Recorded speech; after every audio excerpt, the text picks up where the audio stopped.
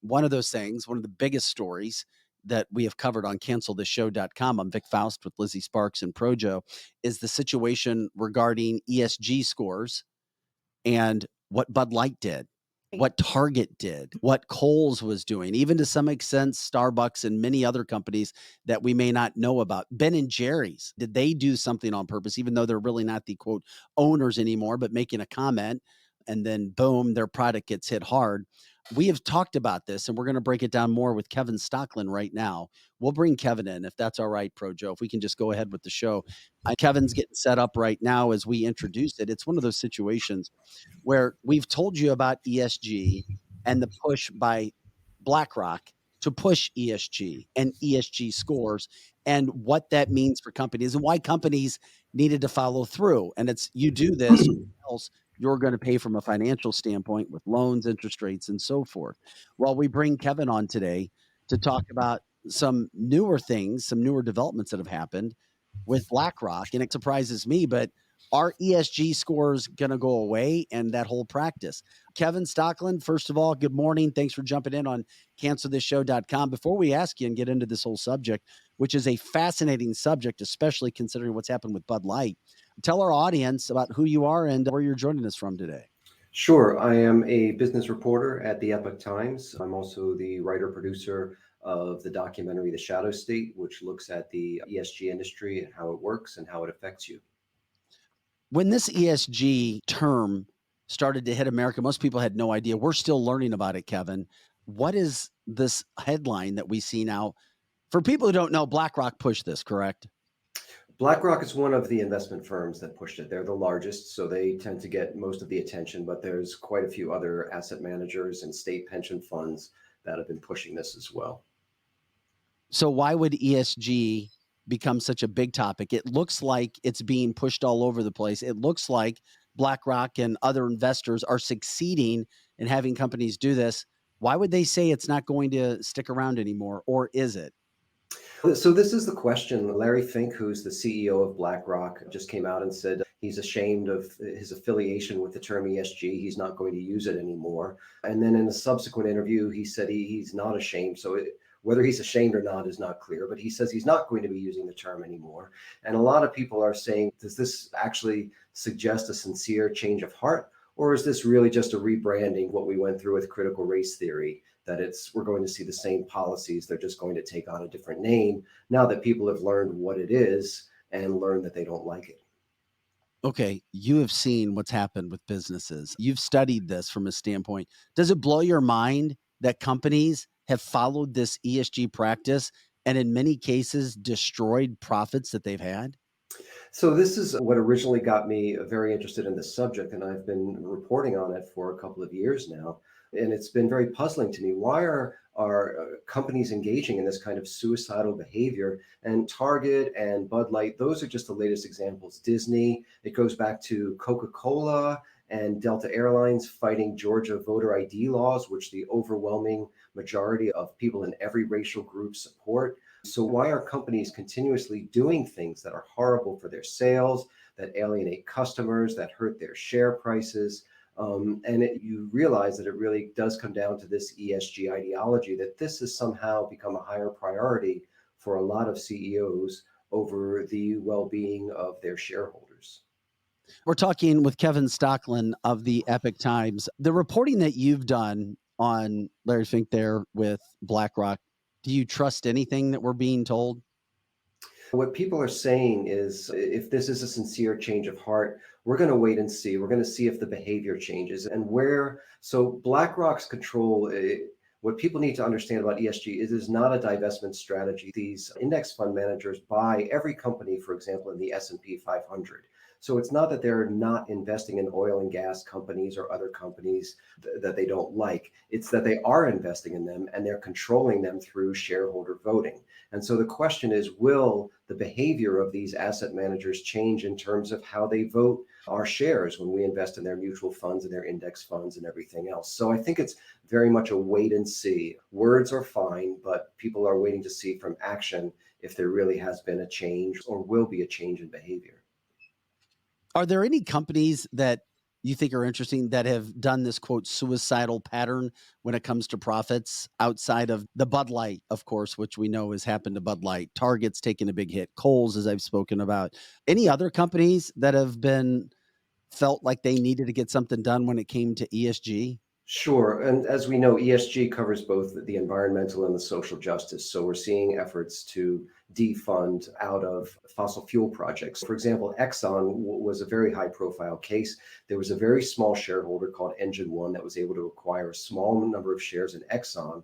But working with asset managers like BlackRock and Vanguard, and also some of the big state pension funds in California, they were able to get a majority behind a shareholder vote to put three climate activists on the board of Exxon to encourage that company to step out of fossil fuels, step out of oil production, and move into renewable. We have yet to see the long term effects of this, but across the industry, we are seeing this. And so, what people are noticing now is their fuel prices are going through the roof, not only at the gas pump, not only in terms of home heating, but this flows through the entire economy. Farming, for example, heavy use of diesel, also a use of synthetic fertilizers, which are a derivative of natural gas. So food prices are going up. People are starting to actually see the effects of these policies on their bottom line. And this is part of the reason why we're starting to see this industry step back, at least in name, from supporting ESG. Yeah, but BlackRock's doing just fine, aren't they?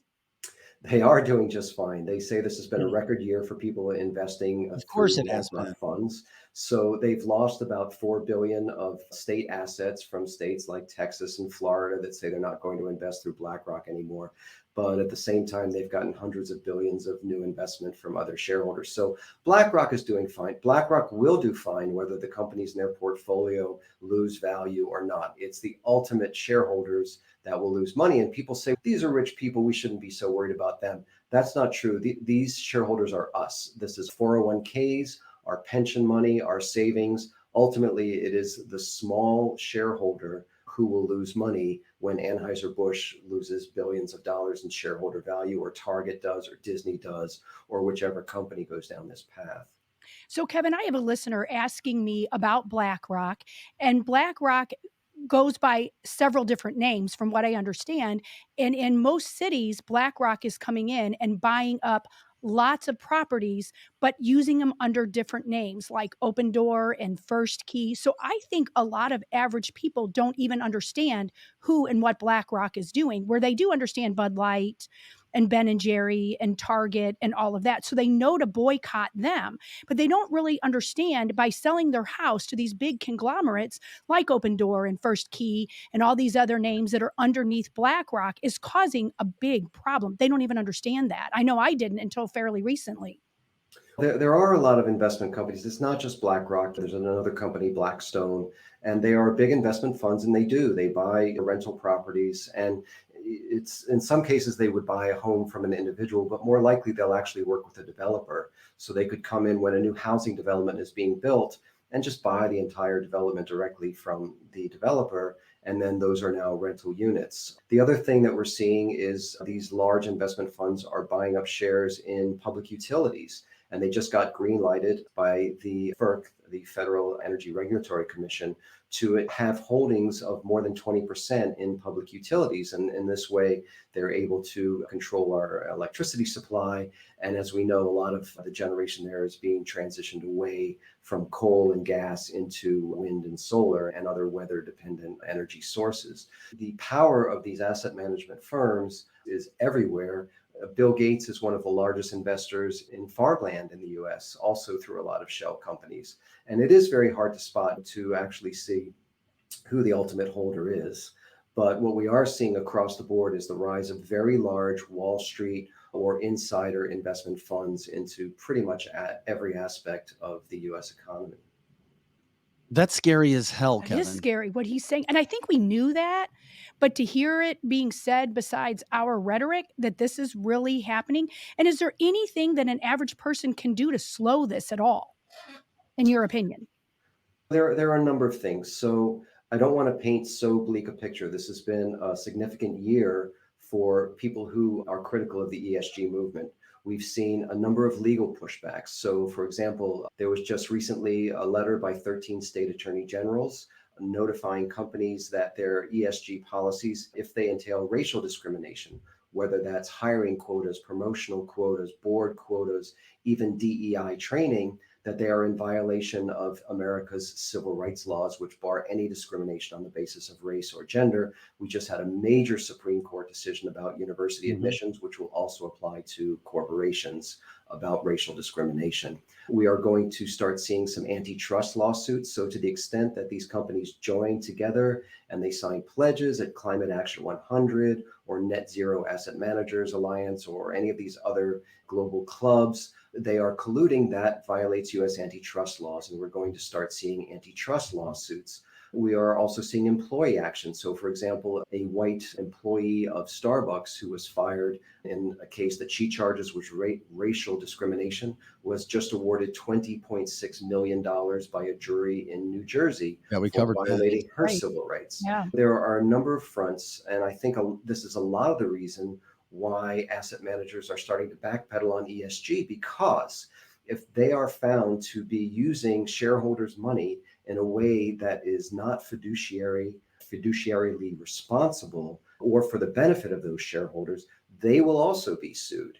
And we've had the CEO of Vanguard and the chief investment officer of State Street come out and recently say there's no benefit to ESG investing. So it's very difficult for them to make the case that any of this is for the benefit of people who are investing in their funds. So they're opening themselves up to some massive lawsuits. So there's a lot of pushback against this that has happened in the last 12 months. And I think we are starting to see a lot of CEOs rethink their commitment to ESG as a result.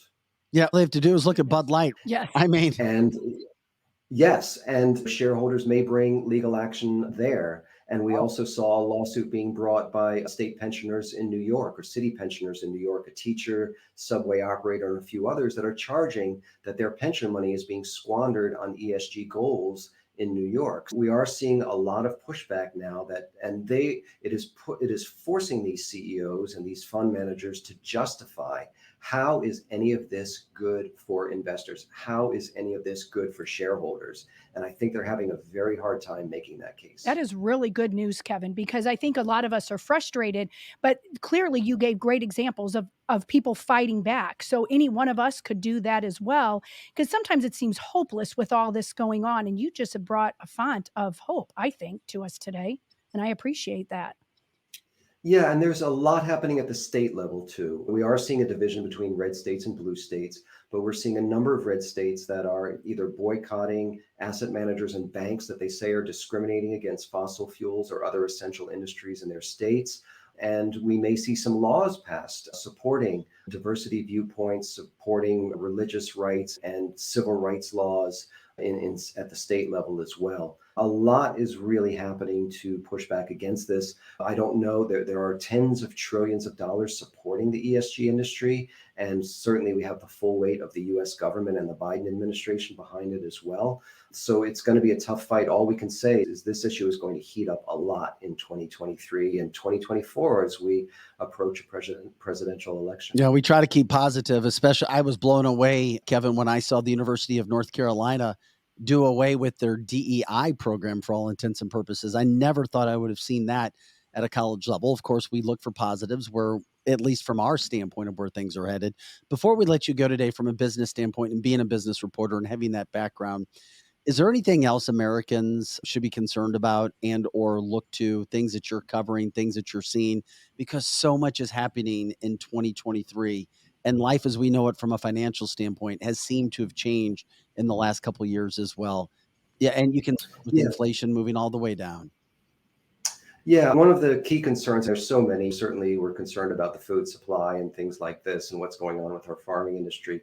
One of the areas that I've been focusing on, though, has been the power grid and big Oh, yeah. picture between EVs, between electric stoves, electric heating, all of these federal emissions regulations that are now coming out from the EPA and the Department of Energy, not to mention state laws in California and Massachusetts and New York, are trying to force more and more of America to be dependent on this electric grid.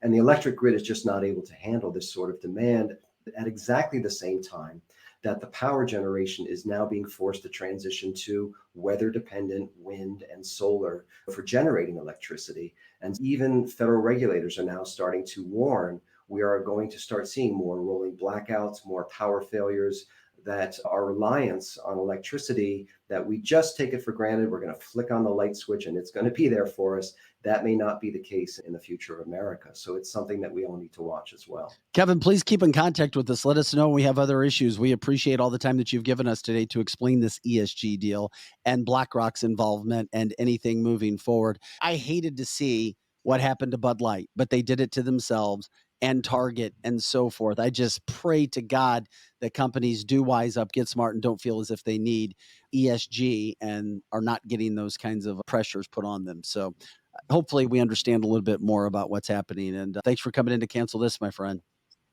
You bet. Thanks for having me on. All right. Kevin Stocklin from the Epoch Times, business reporter there. Grateful to have Kevin on.